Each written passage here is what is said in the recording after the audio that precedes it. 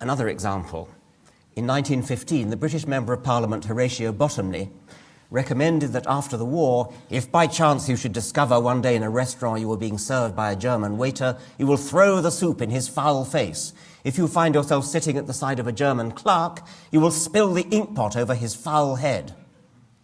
Now that's strident and intolerant, and I should have thought ridiculous and ineffective as rhetoric, even in its own time.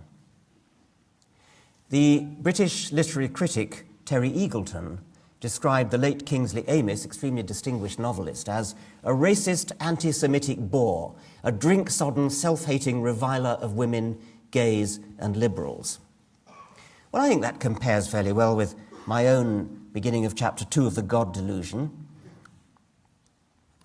which is the passage most often quoted as strident or shrill.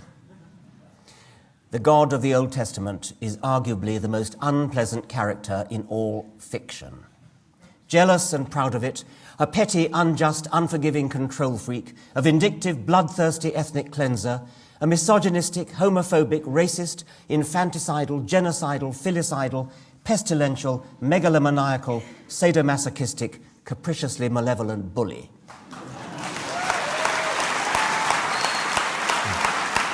Now, that's the passage most often quoted as strident or shrill. It's not for me to say whether I succeeded, but my intention was closer to robust humour, a humorous broadside, rather than shrill polemic. I don't think words like misogynistic, infanticidal, genocidal, megalomaniacal, that doesn't sound shrill to me. Something about those long words suggests that...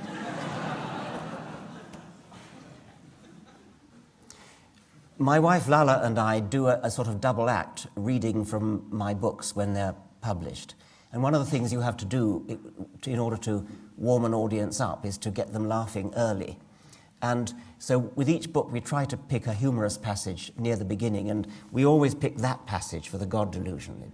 It sort of gets a laugh. As this one is another one, which at least was my intention to be humorous, about Our Lady of Fatima. There you see some typical examples of Catholic kitsch.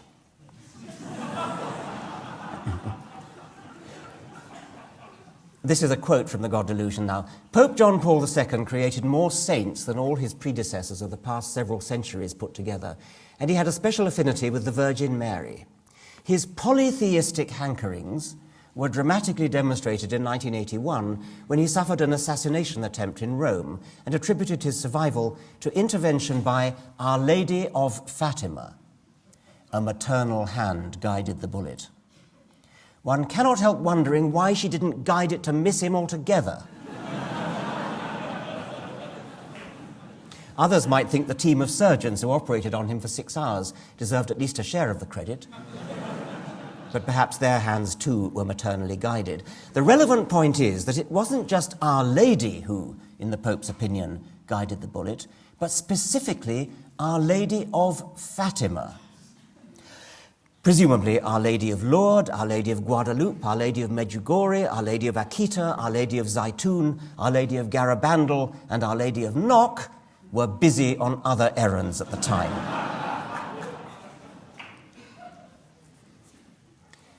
I think that's quite funny too. Pure Monty Python. Nevertheless, it's quite true that many people do feel very strongly about their faith and very offended if you insult it. We've come to expect never to be offended. What you say is offensive to me.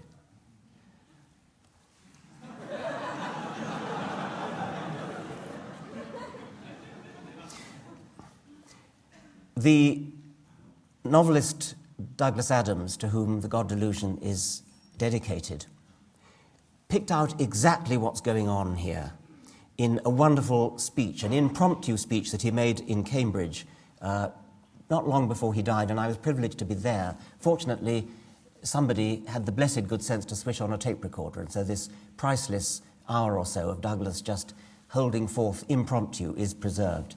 And I'm going to read a passage from it, because he puts his finger exactly on what's going on with all this offence. Religion has certain ideas at the heart of it which we call sacred or holy or whatever. What it means is, here is an idea or a notion that you're not allowed to say anything bad about. You're just not. Why not? Because you're not. If somebody votes for a party that you don't agree with, you're free to argue about it as much as you like.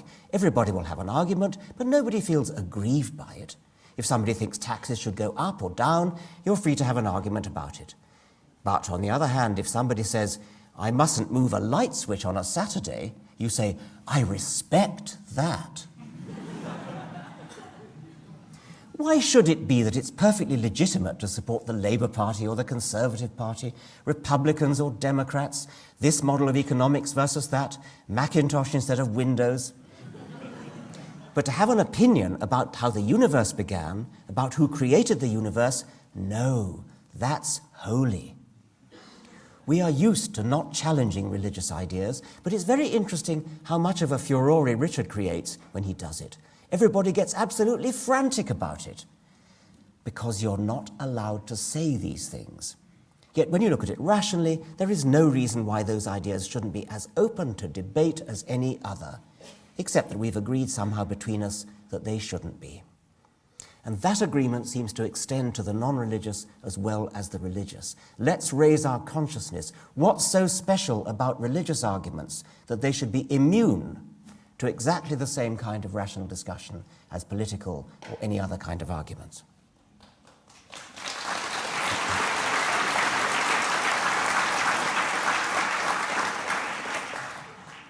I'm offended by some things. I'm offended by chewing gum. I'm offended by backwards-pointing baseball hats. But I don't try to get a version of the blasphemy law passed to prevent people chewing gum or reversing their cap. So what if I'm offended? So what if my feelings are hurt? Does that give me the right to prevent others from expressing their opinions? However, is there a time when it is right to be offended? I think so, yes. We should be offended when children are denied a proper education.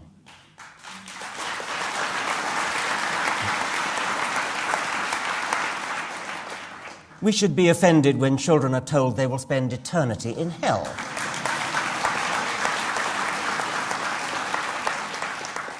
We should be offended when medical science, for example, stem cell research, is compromised by... Compromised, I should say, by the bigoted opinions of powerful and, above all, well-financed ignoramuses.